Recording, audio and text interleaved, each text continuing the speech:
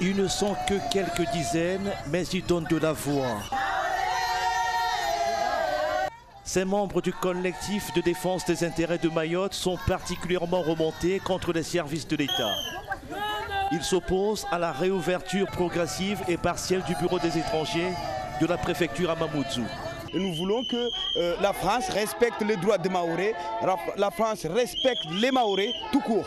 C'est-à-dire en donnant des papiers aux étrangers, c'est ne pas respecter les droits des Mahorais?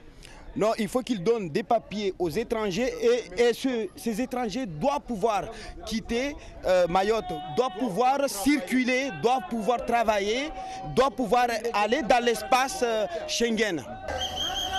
Dans le cortège, plusieurs femmes. Ces Bohénies se présentent elles-mêmes comme des chatouilleuses des temps modernes. Pendant un peu plus d'une vingtaine de minutes, elles paralysent la circulation à Mamoudzou en bloquant le rond-point Zenaïm Déré du nom d'une célèbre chatouilleuse. On est doublement punis par la France. Lorsque ce qui se fait en France métropolitaine ne se fait pas ici, lorsque ce qui se fait à La Réunion tout près ne se fait pas ici, alors on a le droit de se poser des questions. Qu'est-ce qu'on a envie de faire réellement de Mayotte?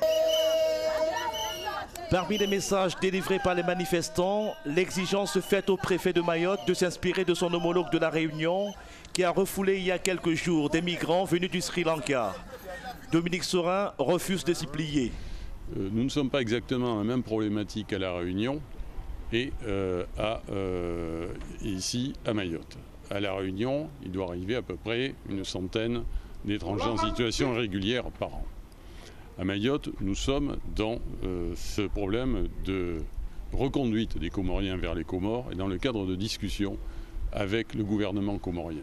Ces discussions avancent, on le sait, je l'ai dit, il y a des reconduites. La réouverture progressive et partielle du service des étrangers est officiellement prévue pour vendredi. En attendant, les usagers éprouvent un vif désagrément. Karim a 28 ans.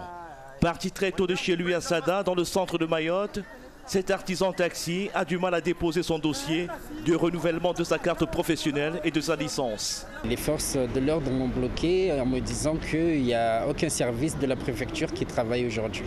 Je ne peux pas travailler, je ne peux pas exercer, donc là c'est une journée de perdu, voire des semaines qui vont être perdues.